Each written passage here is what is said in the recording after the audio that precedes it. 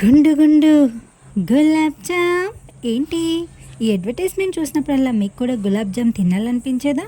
అయితే 5 మినిట్స్లో యమ్మీ yummy tasty నోట్లో పెట్టుకుంటే కరిగిపోయేలాంటి గులాబ్ జామ్ ఎలా చేసుకోవాలో చూపించేస్తాను. చలో ఫాలో ద ప్రాసెస్.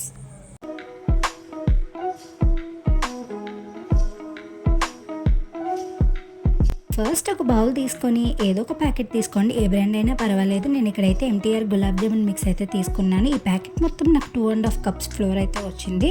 కొంచెం కాచి చల్లార్చిన పాలను అనేది వేసుకొని మెత్తగా కలుపుకోవాలి. ఇక్కడ ఫింగర్స్తో కలుపుకోవాలి. మనం చపాతీ పిండిలా గట్టిగా ఒత్తుకోకుండా చిన్నగా మెల్లగా ఒత్తుకోవాలి.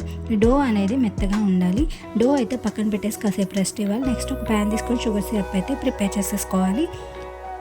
2.5 కప్స్ ఫ్లోర్కి 2 కప్స్ ఆఫ్ వాటర్ అనేది యాడ్ చేసుకున్నాను. 2 కప్స్ ఆఫ్ షుగర్ అనేది యాడ్ చేసుకున్నాను. యాలకులు వేసుకొని బాగా తీగపాకంలో రావాల్సిన అవసరం లేదు, కొంచెం పాకం వస్తే సరిపోతుంది. నెక్స్ట్ డో అనేది మనం కొంచెం చేతికి నెయ్యి రాసుకొని ఉండల్లా చుట్టుకుంటే బ్రేక్స్ అవ్వకుండా నీట్గా ఉండలు అనేవి వస్తాయి అన్నమాట.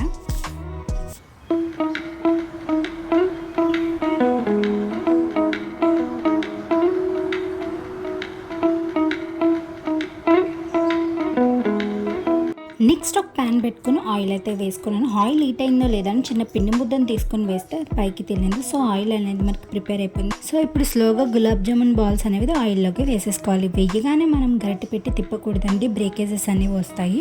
కాసేపు అలా సెట్ అయిన తర్వాత మనకి స్లోగా గరిటె పెట్టి మనం టర్న్ చేసుకోవాలి ఒక్కొక్క బాల్ని.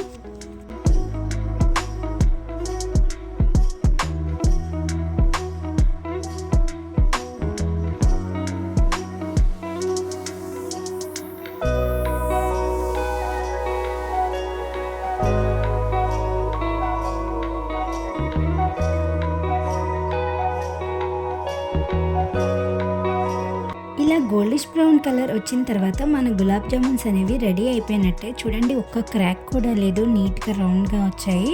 నెక్స్ట్ వేడివేడిగా ఉన్నప్పుడే పాకంలో వేసేసుకొని 1 అవర్ అనేది రెస్ట్ ఇచ్చేయాలి. అంతే, మన గులాబ్ జామున్స్ అనేవి రెడీ అయిపోయాయి. మీరు కూడా ట్రై చేసి రెసిపీ ఎలా వచ్చిందో కామెంట్ సెక్షన్లో కామెంట్ చేయండి. వీడియో నచ్చినట్టయితే like, share and subscribe. Follow for more. Bye.